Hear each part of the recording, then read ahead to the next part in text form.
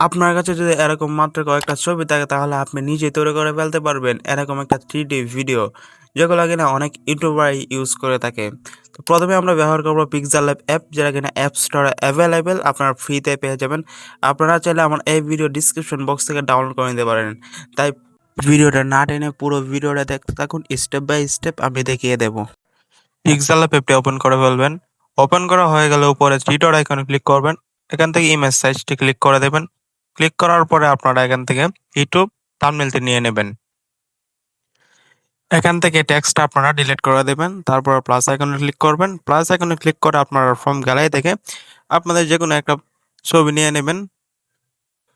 ছবি নেওয়া হয়ে গেলে আপনারা উপর দিকে এটা একটু কাস্টমাইজ করে বসিয়ে দেবেন। তারপরে আমরা এই লেয়ারটা কপি করে ফেলবো। কপি করা হয়ে গেলে আমরা এখান থেকে 3D তে ক্লিক করব। 3D তে ক্লিক করা হয়ে গেলে আমরা এখান থেকে নিচের লেয়ারটা টেনে একটু বড় করে দেব, যাতে এটা অ্যাডজাস্ট হয়ে যায় ছবির সাথে আমাদের।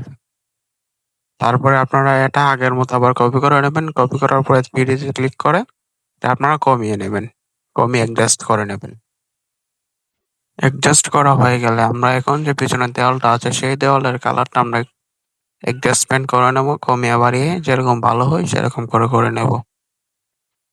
তারপর উপরে প্লাস আইকনে ক্লিক করে ফ্রম গ্যালারি থেকে আপনারা যেকোনো একটা পিক নিয়ে নেবেন। ছবিটা নেওয়া হয়ে গেলে আমরা আবার এটা 3D তে ক্লিক করে অ্যাডজাস্টমেন্ট করে নেব। অ্যাডজাস্টমেন্ট হয়ে গেলে আপনারা এটা 2 ভাগে ক্লিক করে ফেলবেন। 2 ভাগে ক্লিক করার পরে আপনারা আবারও প্লাস আইকন থেকে গ্যালারি থেকে একটু ফটো নিয়ে নেবেন। তারপরে আপনারা এটা পিছনের দেয়ালে একটু সুন্দর করে কাস্টমাইজ করে নেবেন আপনাদের মতো করে। তারপরে আমরা আবারও প্লাস আইকনে ক্লিক করব। প্লাস আইকনে ক্লিক করার পরে আমরা আমাদের এই চেয়ারের পিএনজিটি নিয়ে নেব। নিয়ে নেওয়ার পর এটা আমরা সুন্দর করে অ্যাডজাস্টমেন্ট করে নেব। অ্যাডজাস্টমেন্ট করা হয়ে গেলে আমরা এক এক করে গ্যালারি থেকে আমাদের পিএনজি গুলো এখানে সেট করে দেবো সুন্দর করে। পিএনজি গুলো সেট হয়ে গেলে আমরা ফ্রম গ্যালারি থেকে আবারও একটি মাইক্রোফোনের পিএনজি নিয়ে নেব।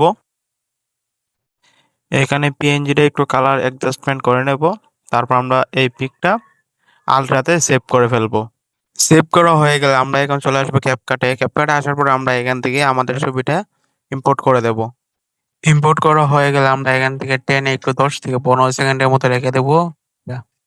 তারপর আপনারা এখান থেকে ওভারলেতে ক্লিক করবেন। অ্যাড ওভারলেতে ক্লিক করে আপনারা সেই গ্রিন স্ক্রিন ভিডিওটা অ্যাড করে দেবেন। গ্রিন স্ক্রিন ভিডিওটা এখান থেকে রিমুভ ভিডিওতে ক্লিক করবেন।